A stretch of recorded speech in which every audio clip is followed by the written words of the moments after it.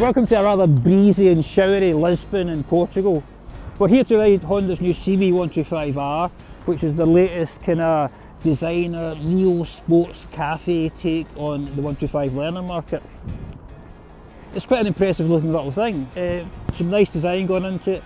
It's got the same design language that it's got on the new CB1000R and the CB300 as well, so it's got the sort of round headlight. Honda's been messing about with this kind of style feel for a few years now, and they seem to quite like it. We're going to go out, we're going out today, we're going up to Cascais up on the coast, and then up into Sintra in the hills, and we're going to see how she goes. I almost feel sorry for the designers of making a 125 nowadays, because there's so many restrictions upon them. The big one obviously is the engine. You know, that you've got this massive factory in Japan with all its might, all its computers, all its years of experience, and all it can do is make an engine that's less than 14.7 horsepower. You know, so where they would normally be looking to, you know, get a massive, you know, torquey engine, or, you know, lots of screaming high horsepower, not possible to do any of that here. You know, they're totally restricted with what they can do. The bike's aimed at learners, so the performance has got to be sort of restricted quite heavily. There's no way around that for them, really. What they can do is make it look and maybe even ride like, you know, like a bigger bike, like a proper bike. I mean, I've ridden lots of sort of learner legal bikes in the past, and, you know, the suspension, the chassis, the handling, it's all been a bit Mickey Mouse, for want of a better term. You know, it's not got any sophistication or plushness. Honda certainly managed the first part. You know, the CB125 does look like a big bike. You know, I mean, when I came out of the hotel this morning, I walked over to a CB650 that one of the riders is following us around on today, and almost I put my gloves down on that, because, you know, the 125s don't look like tiny bikes here. It's also got the new Neo Sports Cafe design language that Honda's brought out for this bike, for the CB1000R that we'll be riding as well soon, and a CB300 as well, which is quite interesting. It's a style direction that they've been trialling for a few years now. You've maybe seen concept bike shows that look a bit like this. You know, there's a high quality feel about it. There's lots of aluminium sections in the bodywork. It's quite a distinctive round LED headlamp, and things like the frame and the swing arm, they look like they've had a bit of thought and design put into them.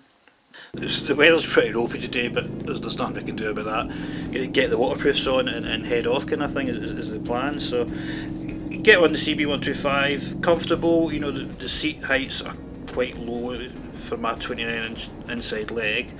Nice, good quality feel to the dashboard, the LCD dash, and the switch gear. But a bit sad the front brake lever is just a plain non-adjustable one. I always like to see a span adjuster on there if we can, just for different sized hands.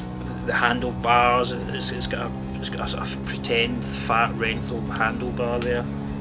Pillion pegs, the brake calipers. There's lots of nice things on this bike. Pulling away, there's no power. You know, if you're used to riding non-learner legal bikes, it's always a bit freaky the first time you pull away on one, and like, my God, how do people get anywhere on these things? But not Honda's fault again, as we say. But you adjust quickly. You know, that if you're like me and you're always sort of keen to be getting on, you just have to basically have full throttle all the time. Change gear with the clutch, don't close the throttle, and every single possible mile per hour you get hold of, just keep hold of it, don't let go of any. The engine feels good for a 125. You know, it's got a proper torque curve. You know, sometimes these little small engines they're strangled at the top end only, or they're a bit lumpy and bumpy, and this feels almost like a real engine, but, you know, just a lot lower down the power curve. Back in the day, 125s could quite often, there were 2 strokes, and the way they restricted them could be quite sort of rough and ready. But nowadays they're all 4 strokes. They're designed to this power output. There's no de-restricting washers to take out the exhaust or anything. So the engineers can put a bit of effort in to make them sort of perform in a more satisfying way. I think that's what they aim for. It's always fun to ride a bike, you know, no matter the motorbike, and there's fun on this bike as well. It just happens a lot slower than a big bike. cut through Portuguese traffic. You're at an advantage here in some ways. You're very, very skinny, slim. You can make it through all these gaps, and you don't have to worry about too much power catching you out on the slippery cobbles or anything. I'm following Dave Dew, who's the Honda lead rider, and he's in an Africa Twin, so it's my bounden duty to keep up with him and show him a wheel whenever I can. So dealt with the engine there a little bit, but let's have a look at the rest of the bike.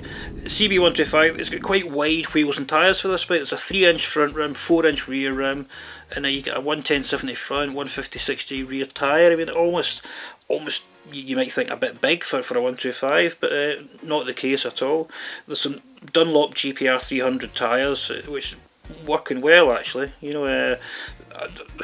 Sometimes again on 125s they give you sort of bargain basement tyres from the bottom of the pile, Bakelite things with no grip at all, but not the case here. Again, good, a decent tyre. ABS brakes on this. You've got to have ABS brakes on everything nowadays, pretty much by law, but they've got an IMU unit on this one as well, one of these inertial measurement units, gyroscopes and accelerometers. It's not leaning ABS, which I thought it was. It's supposedly it's more about tweaking this a front and back braking bias in that sense, rather than sort of hardcore performance leaning. Using the brakes, they're decent, good levels of power, a little bit soft on the initial bite, but I think that's on purpose, even for novices. One thing the brakes do is show up how good the front fork is and the suspension in general. I mean, the front 41mm upside down forks, a high specification, and there's even got a nice Showa logo embossed in the top plug. No adjustment obviously, but very decent for a 125. And they're actually the same as the ones that are on the CB300, which tells you that they're going to be designed to do a bit more performance than you're going to get with just a 125. We're finished cutting about through town now, heading out alongside the river Tagus, you say Tagus, I say Tagus, up towards Cascais, which is a little coastal town in the outskirts of Lisbon. Really nice place. If you've not been there, get along for a visit, definitely. I'm going to have a coffee stop here and squeeze the water out of our gloves because it's still raining really bad. It's horrible. Next stop is into Sintra, and it's Lisbon's other kind of chic town. We're going to have some lunch in here. Now on the way up here there's some twisty backroad sections, and you can have a bit of fun, definitely. It's twisty, it's natural, you don't need a lot of power, except when you get up the hill. Chasing one Swiss guy up a hill, and it was like two HGVs racing up the M40 hill. Disaster. On the way back down the hills again, but you don't need to worry about the power. You can just get on, and again the chassis sort of shows through again. Those tyres, the brakes, the suspension, the running gear. I can see why they can use the same stuff in the CB300, because it's going to be capable of dealing with a lot more than the power the 125 makes. Again, it's the lightest 125 in its class. Honda claims at just under 126 kilograms wet, and that, you can feel it on these bends. You don't often ride a bike as light as that. Lunch is finished, heading back to the hotel. We go on a bit of motorway for a bit, and always a disaster riding on a motorway on a 125, but the one thing you can do is take it flat out, see what she does flat out, and we get just about 135 kilometers an hour on the dash, which is like 83, 84 mile an hour. Fine for a restricted naked 125, that's all you can expect really. Most impressive thing actually is the fuel consumption meter, which sounds terribly dull, I know, and I'm sorry, but I basically had this thing flat out all day. The throttle was either closed or 100% all day, and still getting over 100 miles per gallon on the dashboard there, and ridden by someone that's behaving a bit more like a normal human being, it will probably do an awful lot more. I think if you were sort of 17, 18 and your parents sort of bought you one of these, you would be pretty ecstatic, definitely so. It's impressive, it looks good, goes well, and well done Honda. So there you have it then, CB125, tiny bike, looks like a big bike, is slow like a tiny bike, but it handles like a big bike, and if you're in the market for quite a posh 125 that says that you're a sophisticated kind of a learner chappie or chap-ess, get stuck in, give one a go, see what you reckon. Cheers!